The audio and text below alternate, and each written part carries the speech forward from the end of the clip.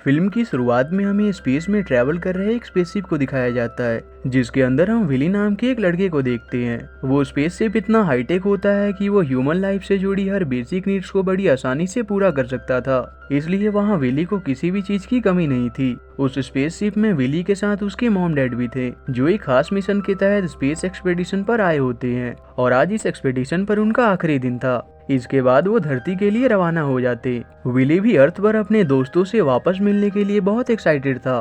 उसी रात जब विली के डैड दूसरे प्लेनेट से कलेक्ट किए गए सैंपल्स की तस्वीर निकाल रहे होते हैं, तभी विली भी वहां पहुंच जाता है और अपने डैड से उसे इस काम को करने देने की परमिशन मांगता है। उसके डैड उसकी बात मान जाते हैं। विली इस काम को बहुत अच्छे से करता है, इसलिए उसके डैड उस पर भरोसा करके उसे बाकी के सैंपल्स की जिम्मेदारी देकर दूसरे काम को करने चले जाते हैं। पर उनके जाने के बाद विली इस काम को छोड़कर गेम्स खेलने लगता है। पर तभी उनका स्पेसक्राफ्ट एस्टेरॉयड बेल्ट से निकलते हुए उससे टकराने लगता है, जिसके बाद वो शील्ड एक्टिवेट कर देते हैं।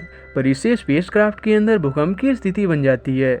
ये देखकर विली के डैड उसे कांटेक्ट करके उनके पास वापस आने को कहते हैं, पर अधिक टकराव के कारण स्पेसशिप शील्ड कमजोर पड़ने लगता है, जिस कारण से सिक्योरिटी प्रोटोकॉल ऑटोमेटिकली एक्टिवेट हो जाता है। इसलिए उसके डैड उसकी सेफ्टी के लिए पोर्ट के अंदर जाने को कहते हैं। पर विली के पोर्ट में जाते ही वो सेफ्टी के लिए अपने आप ही स्पेसशिप से बाहर निकल आता है, और तभी उनकी स्पेसशिप डिस्ट्रॉय हो जाती है। लेकिन इसमें उसके मॉम डैड समहाउ सरवाइव कर जाते हैं और विली से कांटेक्ट करके कहते हैं कि फिलहाल हम तुमसे थोड़ा दूर हैं, पर तुम घबराओ नहीं और हमारे आने तक इंस्ट्रक्शन को फॉलो करते रहो। उड़ने में उनका कनेक्शन ब्रेक हो जाता है, पर वहां से थोड़ी ही दूर पर एक अनएक्सप्लोर्ड प्लेनेट मौजूद होता है, जहां पर बहुत से अजीबोगरीब तरह के क्रीचर्स रहा करते थे। और विली अपने पॉड के साथ स्पेस में ट्रैवल करते हुए उसी प्लेनेट पर आकर लैंड कर जाता है। उसी पॉड में बक नाम का एक रोबोट होता है, जिसे इमरजेंसी की हाल में पॉड में मौजूद इंसान की सुरक्षा के लिए बनाया गया होता है। बक वहाँ की एटमॉस्फेयर जांच करता है तो पाता है कि वहाँ ऑक्सीजन मौजूद होता है, इसलिए वो पॉड को ओपन कर देता है।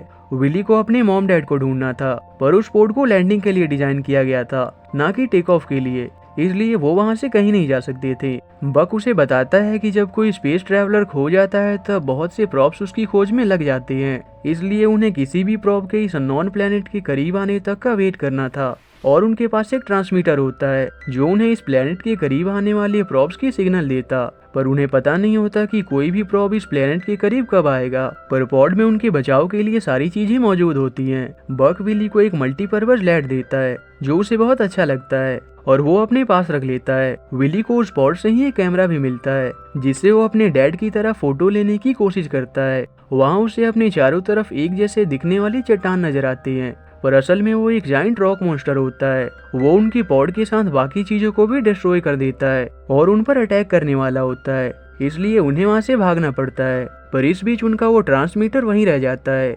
बक उसे किसी तरह से वापस हासिल कर लेता है, पर देखते ही देखते वहाँ के सभी रॉक्स अपने असली फॉर्म में आने लगते हैं, इसलिए बक विली के बचाव के लिए बाइक में ट्रांसफॉर्म होकर उसे वहाँ से लेकर भागने लगता है। लेकिन उसी दौरान विली के हाथ से बक को पावर देने वाला बैटरी पैक गिर जाता है, पर जल्दबाजी में उन्हें उसे छोड़ना पड़ता है। अब तक वहाँ मौजूद सभी रॉक मॉन्स्टर जागने लगते हैं और सभी उनके पीछे पड़ जाते हैं, पर तभी उन्हें एक केव नजर आता है और वो उसके अंदर चले जाते हैं, जिसके बाद रॉक मॉन्स्टर को हार मानकर वहाँ से वापस लौटना पड़ता है। उसके बाद वो उस केव के दूसरी साइड निकलते हैं, जहाँ का नजारा देखकर विली को बहुत अच्छा लगता है। इसके बाद और कोई चारा ना होने के कारण रात को वो वहीं ठहरते हैं और अगली सुबह वो उस प्लेनेट को एक्सप्लोर करते हुए किसी सेफ जगह की तलाश में आगे बढ़ते रहते हैं। इस दौरान विली वहाँ बहुत अलग अलग तरह की स्पीसीज को देखता है और अपने कैमरे से उनकी तस्वीर भी क्लिक करता है। आखिर में वो एक जगह पहुँचते हैं जहाँ वो टेम्पररली ठहरने का तय करते हैं, पर पहले बग उस जगह का सर्वे करता है ताकि वो जान सके कि यहाँ कोई खतरा तो नहीं है।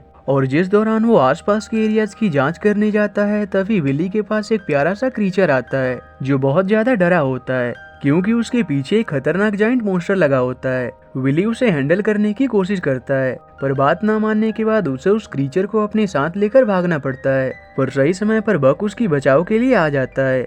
जब वो उस क्रीचर को विली के साथ देखता है तो उसे वहाँ से भगाने लगता है, क्योंकि वो विली की सुरक्षा के लिए किसी भी अनजान जीवों को विली के करीब नहीं आने देता था। लेकिन विली उसे अपना पेट बनाकर अपने पास ही रखना चाहता था और वो उसे फ्लैश नाम देता है, पर आखिर में उसे बक की बात माननी पड़ती है और फ्लैश वहाँ से चला जाता है। पर उसे भी विली बहुत अच्छा लगता है और वो उन्हें फॉलो करता रहता है। विली और बक को वहाँ एक और तरह का क्रिएचर मिलता है जो एक जाइंट बीटल होता है। वो किसी कारण से उल्टा हो गया था। विली उसकी मदद करने का सोचता है, पर तभी वो देखता है वो बीटल अपने सींग की आवाज से एक सिग्नल भेजता है, जिसे सुनकर तुरंत उसके बाकी के साथी उसकी मदद के लिए आ जाते हैं। विली उनके इस अलार्म सिस्टम से बहुत इम्प्रेस होता है। इसके बाद विली को भूख लगने लगती है, तब बक उसे वहाँ मौजूद फ्रूट देता है, जो उसके अनुसार बिल्कुल भी हानिकारक नहीं था।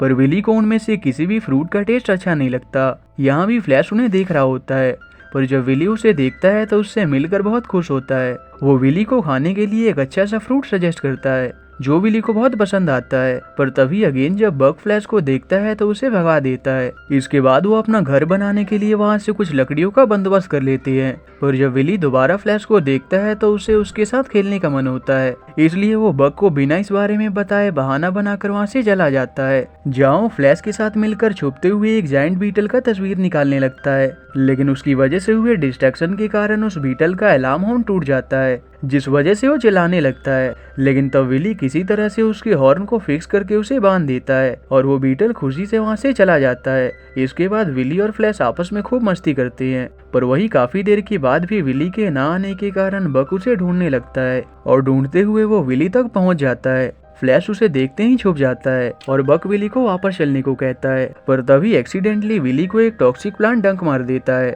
जिस कारण विली को बहुत पेन होने लगता है। ये देखते ही फ्लैश तुरंत वहाँ से चला जाता है, पर उसके बाद देखते ही देखते विली की हालत बहुत खराब होने लगती है। इसलिए बक अपने सिस्टम की मदद से वहाँ पर उस स्टिंग का एंटीडोट ढूंढने लगता है, पर वहाँ पर उसे कुछ नहीं मिलता। वहीं हम फ्लैश को देखते हैं, जो असल में जानता था कि विली को कैसे बचा सकते हैं, इसलिए वो भागते हुए एक तरह के मेडिसिनल हर्ब को लेने जाता है और उसके मिलते ही तुरंत वो उसे विली को लाकर पिला देता है, जिसके थोड़ी देर बाद ही उसे होश आ जाता है। फ्लैश के इस काम को देखकर बक को भी उस पर यकीन हो जाता है और वो उसे विली के साथ रहने के लिए अलाउ कर देता है। और इसके बाद अधिक थकान होने के कारण वो दोनों साथ में सो जाते हैं। पर जब अगली सुबह विली की आंख खुलती है तो वो पाता है कि फ्लैश अब स्टोन लाइक स्ट्रक्चर में ट्रांसफॉर्म हो गया था। ये देखकर विली को कुछ समझ नहीं आता और वो बहुत पैनिक हो जाता है। पर तब बक उसे बताता है कि फ्लैश अभी मेटामॉर्फोसिस के प्रोसेस से गुजर रहा है, जो एक तरह का बायोलॉजिकल प्रोसेस होता है जिसमें कुछ क्रीचर अपने फॉर्म को चेंज करते हैं। तभी फ्लैश अपने नॉर्मल फॉर्म में आ जाता है, पर अब वो पहले से थोड़ा बड़ा हो चुका था। विली भी उसे देखकर बहुत खुश होता है। इसके बाद वो सभी मिलकर एक दूसरे के कोऑर्डिनेशन से अपने घर को बना लेते हैं। पर तभी अचानक वहाँ का मौसम खराब होने लगता है। ये देखकर फ्लैश विली को कुछ समझाने की कोशिश करता है, पर विली उसे ये कहकर इग्नोर कर देता है कि घर के अंदर हम सुरक्षित होंगे। लेकिन फ्लैश वहाँ से चला जाता है। तभी विली वहाँ देखता है कि वहाँ के सभी पेड़ पौधे अपने आप को बंद कर लेते हैं और अचानक देखते ही देखते वहाँ बहुत हैवी हेलस्टोन गिरने शुरू हो जाते हैं। इससे बचने के लिए बक अपना शील्ड एक्टिवेट कर देता है। इससे वो हेलस्टोन से तो बच जाते हैं, पर इस कारण से बक की बैटरी बहुत लो हो जाती है और इसी तरह से सुबह हो जाती है, जहाँ हेलस्टोन बंद हो चुका था और फ्लैश भी विली के पास वापस आ जाता है। पर वहाँ बक विली से कहता है कि शील्ड एक्टिवेट करने के कारण मेरी बैटरी अब खत्म होने वाली है, इसलिए ट्रांसमीटर को बचाने के लिए मुझे पूरी तरह से स्लीप मोड में जाना होगा। उनके पास और कोई चारा भी नहीं था। इसके बाद वो विली को फ्लैश के साथ ही रहने को कहता है, क्योंकि उसे इस प्लेनेट के बारे में ज्यादा पता था। और ये कहकर बक पूरी तरह से स्लीप मोड में चला जाता है।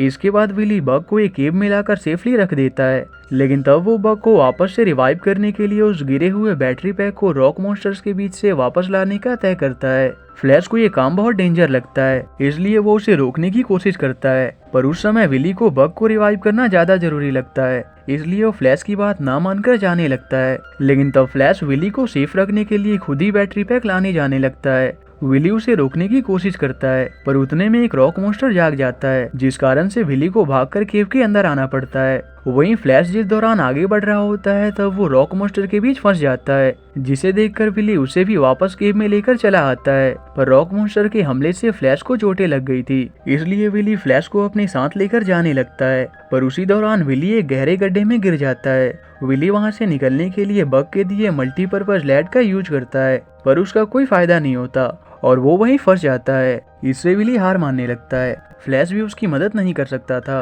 पर तभी उसे वहाँ एक जायंट बीटल का टूटा हुआ अलार्म हॉर्न नजर आता है और वो उससे उन बीटल्स को सिग्नल देने की कोशिश करता है। उस सिग्नल को सुनकर उन्हें लगता है कि उनका कोई साथी मुसीबत में है, इसलिए वो वहाँ आ जाते हैं। पर जब वो विली को देखते हैं तो बिना उसकी मदद किए वहाँ से वापस लौट जाते हैं। लेकिन उन्हीं में से एक बीटल ऐसा भी था जिसकी एक समय पर विली ने हॉर्न को फिक्स करके उसकी मदद की थी। वो विली की मदद करता है और आखिर में वो ऊपर आ जाता है। विली इसके लिए उसे शुक्रिया करता है और फिर वो फ्लैश को बग के पास लेकर आ जाता है। पर अभी भी विली के पास बग को रिवाइव करने का कोई तरीका नहीं था, इसलिए वो तय करता है कि जब तक बग को कोई सिग्नल नहीं मिलता तब तक वो फ्लैश के साथ किसी तरह से इस प्लेनेट पर सरवाइव करेगा।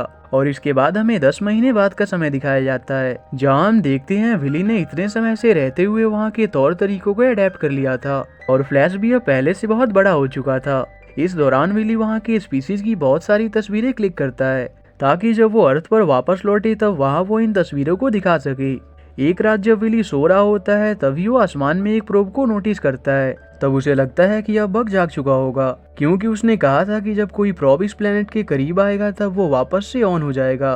पर तभी फ्लैश के साथ मेटामॉर्फोसिस प्रोसेस शुरू हो जाता है, इसलिए विली उसे वहीं छोड़कर बग को देखने जाता है और उसे स्लीप मोड से वापस आने को कहता है। पर तब वो देखता है इतने समय तक एक जगह रहने के कारण अब उस पर छोटे छोटे प्लांट्स ग्रो हो चुके थे और उसकी थोड़ी सी बची बैटरी पावर भी पूरी तरह से खत्म हो चुकी थी, जिस वजह से उसके पास सिग्नल भेजने की भी पावर नहीं थी और इसीलिए बग भी स्लीप मोड से वापस नहीं आ पाया था।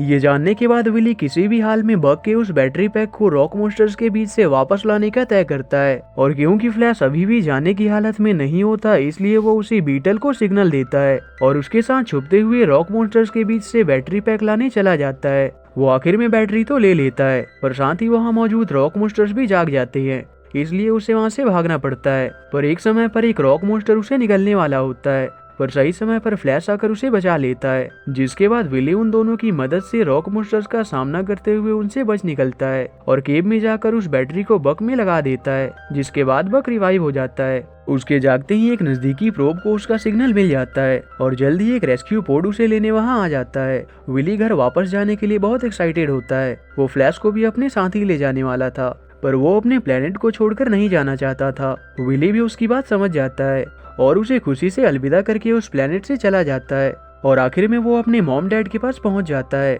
वो अपने बेटे विली को वापस देखकर बहुत खुश होते हैं और विली भी एक्साइटेड होकर उन्हें उस प्लेनेट की सारी बातें बताने लगता है। और इसी के साथ ये मूवी यहीं एंड हो जाती है।